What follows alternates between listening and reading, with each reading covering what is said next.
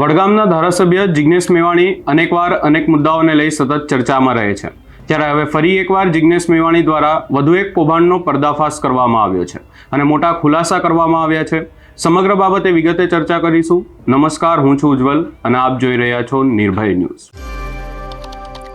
ગુજરાતમાં અનેક વિસ્તારોમાં ડિમોલેશનની કાર્યવાહી કરવામાં આવે છે, પરંતુ આ ડિમોલેશનની કાર્યવાહીમાં ક્યાંક ને ક્યાંક અધિકારીઓની મોટી ગોઠવણ હોય એવા ખુલાસા જિગ્નેશ મેવાણીએ કર્યા છે। સૌપ્રથમ નજર કરીએ તેના પર। નિમણૂક થઈ છે અને એ લોકો એટલે કાયદેસર ભ્રષ્ટ અધિકારીઓ, આપણા મોટા મોટા નેતાઓ અને એની સાથે એમના એ એરિયાના એજન્ટો, એમને કહેવાય આઈટીઆઈ એજન્ટ।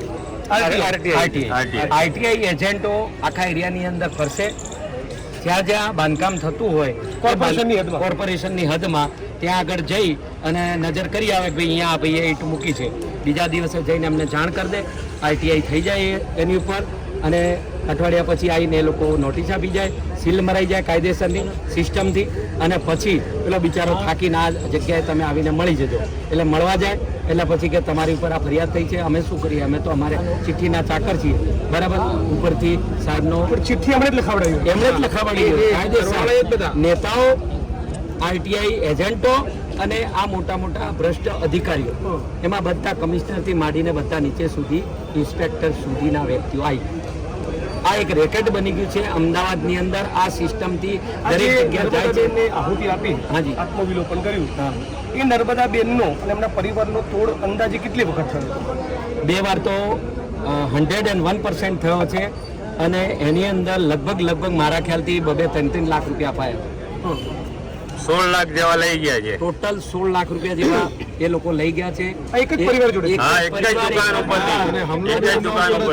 મેં અત્યારે પ્રકાશભાઈને એવી વિનંતી કરી હતી કે આપણે ત્યાં જઈને વાત કરીએ, મેવાણી સાહેબને 10 મિનિટ બીજા લઈએ, પણ કઈ વાંધો નહીં। કાયદેસર જુઓ વિડંબના કેવી છે કે એમની દુકાન બધી દુકાનોની લાઈનમાં 7 થી 8 ફૂટ પાછળ બનાવેલી છે। એમનો વાક ગુનો એટલો જ છે કે આજે 30-35 વર્ષથી પહેલા દુકાનો ઊંચી હતી, તો રોડ જેમ જેમ બનતો ગયો અમે લોકોએ બહુ વિરોધ કર્યો, પણ એ લોકો રોડ છે ને તોડીને નથી બનાવતા, એની ઉપર જ પાથરી દે છે, એટલે રોડ ઊંચો જાય, દુકાન નીચી થઈ જાય। હવે એ નીચી થાય તો પાણી સ્વાભાવિક છે, વરસાદમાં અમદાવાદમાં તો અમારું તો પાણીનો ગઢ છે, એ પાણી સીધું દુકાનની અંદર ઘૂસી જાય અને એનાથી એને વકરી બધું જ માલ સામાન બધું નષ્ટ થઈ જાય, વેપારી પાયમાલ થઈ જાય। એટલે એના લીધે બધા એવું નક્કી કર્યું કે ભાઈ આપણી દુકાન છે, એક કામ કરીએ, દિવાલો તો જેમ છે એમ છે, આપણે ખાલી ધાબુ તોડી નાખીને થોડું ઊંચું લઈએ અને જે ખાડો છે એની અંદર પુરાણ કરી દઈએ।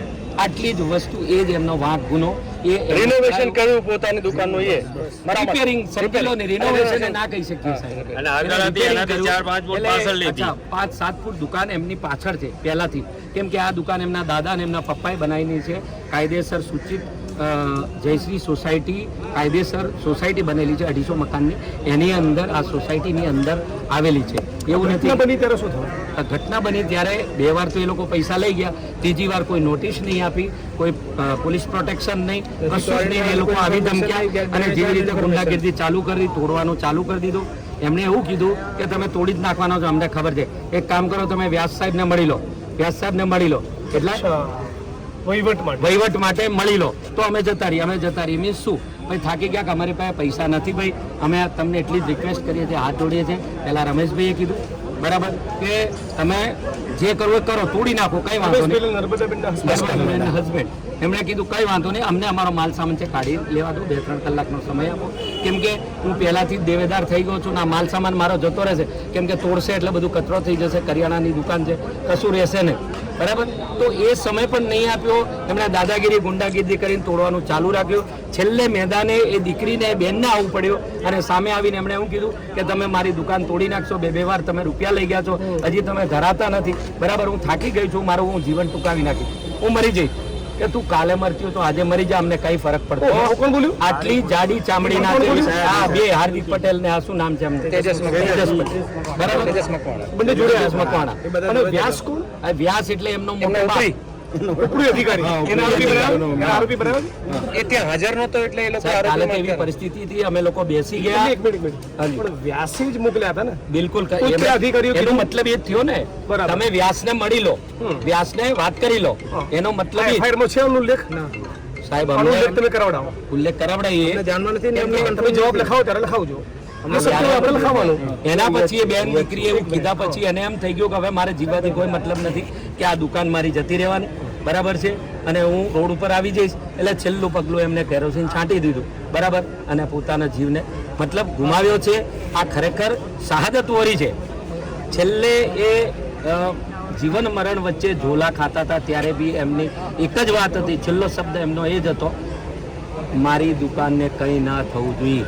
ફરીથી સાહેબ હું કહું છું, મેં તો પ્રણ લીધું છે કે જ્યાં સુધી એ દીકરીને બેનને વીરગતિ પામી છે, એ શહાદત વરીને ગઈ, અમારા માટે શહીદ છે, અમે એને ન્યાય નહીં અપાઈએ ત્યાં સુધી અમે જંપીશું નહીં. આ મારો એકલાનો પ્રશ્ન નથી. આ જેવી રીતે મને જાણવા મળ્યું, ઘણી બધી બાબતો, હું આજે 35 વર્ષથી એસોસિએશન ચલાવું છું, પણ મને નથી ખબર કે અમારા આશીષ જ્વેલર્સ વાળા બી આવી રીતે લૂંટાઈ ચૂક્યા છે. હું તો નામ સાથે કહી રહ્યો છું. વિડીયો બનાવીને તમે જેટલો વાયરલ કરો, લક્ષ્મણભાઈ બધે બીતાવો, મને લોકો ફાંસી ચડાવી દે, કોઈનાથી બીક નથી, કેમ કે મેં મારો દીકરો તૈયાર કરી લીધો છે. મને હું જેલમાં જઉં તો મને કે તમારી દ્રષ્ટિએ આજે તમે વિસ્તાર છે જેના તમે વેપારી એસોસિએશનના પ્રમુખ છો. હાજી હા, કેટલી દુકાનો છે? એ 300-350 દુકાન. આમાંથી અંદાજે કેટલા લોકોનો તોડ થયો છે? અત્યાર સુધીમાં 3 તો બિલકુલ એકદમ અત્યારે તાજો દાખલો છે. આશીષ જ્વેલર્સ છેલ્લા 10 વર્ષમાં 15 વર્ષમાં કેટલાનો તોડ કર્યો છે આ સરકારે, એના કોર્પોરેટર અધિકારીઓ? કોઈ ગણતરી નથી. બહુ કહેલો છું. મારી જોડે બી પૈસા માંગે. મારી જોડે બી પૈસા માંગવામાં આવ્યા છે. મેં ઉપલી તારીખ હું ભાજપમાં પણ છું, છેલ્લા કેટલા વર્ષથી મેં સેવા કરી છે, એટલે મેં અધિકારીઓને ફોન કરીને ત્યાંથી ફોન કરાવડાવીને મારું ડેમોલેશન રોકાવડાવ્યું. થોડાસાની અંદર મારી દુકાન છે. તમે ભારતીય જનતા પાર્ટીમાં છો છતાંય તમારી તોડબાજીની કોશિશ તો કરી જ. 101%. અને એની અંદર સુશીલ રાજપૂત છે, અત્યારનો હયાત કોર્પોરેટર વસંત, એ મારે ના કહેવું જોઈએ કે કોંગ્રેસ પાર્ટીનો પૂર્વ પ્રમુખ. અને કોંગ્રેસનો હોય તો કહેવામાં કોઈ વાંધો હા, બંને નથી. જણા. બિલકુલ વાંધો હા, મને કોઈ એવી બીક નથી તોડબાજ છે, લાગતી, તોડબાજ છે. બંને મોટી ચોર હોય તો ચોર જ કહેવાય ને. એક પ્રમુખ પદ ઉપર હતો, એને અત્યારે બરતરફ કરવામાં આવ્યો છે, કોંગ્રેસનો વોર્ડ પ્રમુખ, બરાબર છે. અને એક અત્યારે એને સુશીલ રાજપૂતને અત્યારે કોર્પોરેટર બનાવ્યો છે, પહેલા એને પ્રમુખ બનાવ્યો હતો. આપણે બધાને એક સાદો સવાલ પૂછવો છે. આ 350 જે દુકાનદારો છે, વેપારીઓ, હાજી, જે બધાના તોડની કોશિશ આ સરકારના ભારતીય જનતા પાર્ટીના કોર્પોરેટરો, કેટલાક આરટી એક્ટિવિસ્ટ જે ભાજપના ઇશારે કામ કરે છે, અને અધિકારીઓ ભેગા મળીને કરે છે. બિલકુલ. આમાંના 99% દુકાનદારો તો હિન્દુ છે. આ સરકાર તો 100% હિન્દુ છે. આ સરકાર તો હિન્દુઓના નામ ઉપર વોટ લે છે.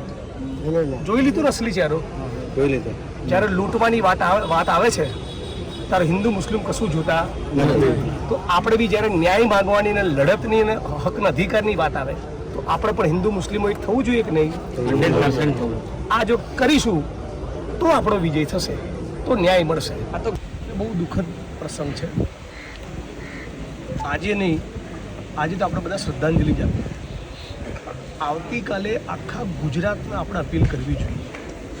આ ઘટના પરથી તમારે ને મારે આખા ગુજરાતે જે સબક લેવાનો એ છે, આખા ગુજરાતની જનતાને અપીલ કરી કે જે પણ દુકાનદાર, વેપારી કે ઉદ્યોગ સાહસિકનો સરકારી બાબુઓ, કોર્પોરેશનના માણસો તોડ કરવા માગતા હોય એ અમારો સંપર્ક કરો અને એમને જાહેરમાં ઉઘાડ અપાડો.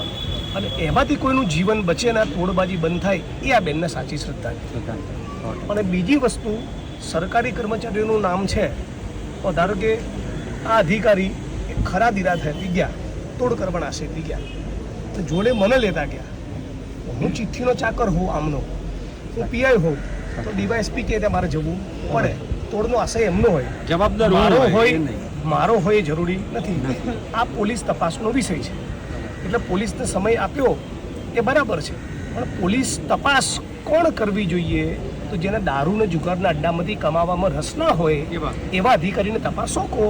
નોન કરપ્ટ અને પ્રમાણિક અધિકારીને સોંપો. રીમા મુનશી છે, બરાબર, પછી વિધિ ચૌધરી છે, આઈપીએસ, એમને સોંપો. રાજ્યની સરકારના પેટમાં પાપ ન હોય.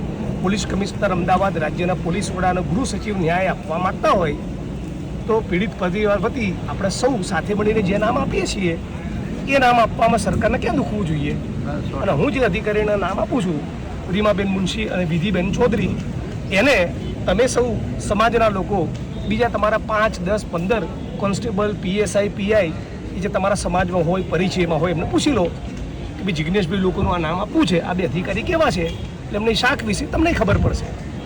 આ ફોર્મ્યુલા પણ જો સર્વોચ્ચ સરકારને મંજૂર ના હોય તો એવું કરો કે વિધિ ચૌધરીનું નામ પીડિત પરિવાર વતી અમે આપીએ અને સરકાર પોતાની મરજીનો એક અધિકારી મૂકે, નો પ્રોબ્લેમ, એટલે બેલેન્સ થઈ જાય. બરાબર. પણ મારા વર્ષોનો અનુભવ રાજકોટના અગ્નિકાંડના પીડિતો માટે 28 દિવસ એક દાડા લાલજીભાઈ અને હું અમે બધા લડ્યા. 28 દિવસ અમે રાજકોટમાં હતા.